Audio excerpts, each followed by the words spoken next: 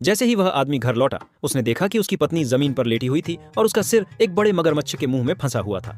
लेकिन आश्चर्य की बात यह थी कि वह बिल्कुल भी नहीं घबराया। वह पूरी तरह शांत रहा और अपनी पत्नी को मगरमच्छ के मुंह से बाहर निकालने के लिए आगे बढ़ा, क्योंकि वह जानता था कि वह फिर से मरने का नाटक कर रही है। दरअसल हर दिन जब वह काम से घर लौटता था तो उसकी पत्नी किसी नए तरीके से मरने का नाटक करती थी। कभी वह जूलियट की तरह लेट जाती, कभी किसी गिरे हुए सैनिक की तरह और कभी किसी बंधक की तरह। पति को हर दिन इन अजीबोगरीब हरकतों से चिढ़ होने लगी थी। हर सुबह वह अपनी पत्नी द्वारा बनाए गए नकली प्रॉप्स और मॉडल को फेंक देता। यह सब पड़ोसी का भी ध्यान खींचने लगा। एक दिन एक पड़ोसी खुद को रोक नहीं सका और कचरा देखने आया। उसने जो देखा उससे वह हैरान रह गया। पति ने अपनी पत्नी से कहा कि अब यह बकवास बंद करो, लेकिन पत्नी सुनने वाली नहीं थी।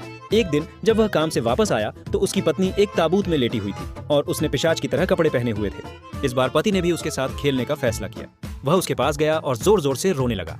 लेकिन जैसे ही उसने उसके पास रखा क्रॉस हटाया, पत्नी अचानक उठ बैठी और उसे जोर से काटने लगी। पति के लिए यह सब बर्दाश्त करना बहुत मुश्किल हो रहा था। उसके सहकर्मियों ने कहा कि शायद तुम्हारी पत्नी अकेलापन महसूस करती है, उससे बात करो, उसके साथ समय बिताओ। पति ने सोचा कि शायद वे सही कह रहे हैं। शायद वह यह सब इसलिए कर रही है क्योंकि मैं उस पर पर्याप्त ध्यान नहीं देता। अगली शाम जब वह घर लौटा तो उसकी पत्नी तीरों से भरी हुई जमीन पर लेटी हुई थी।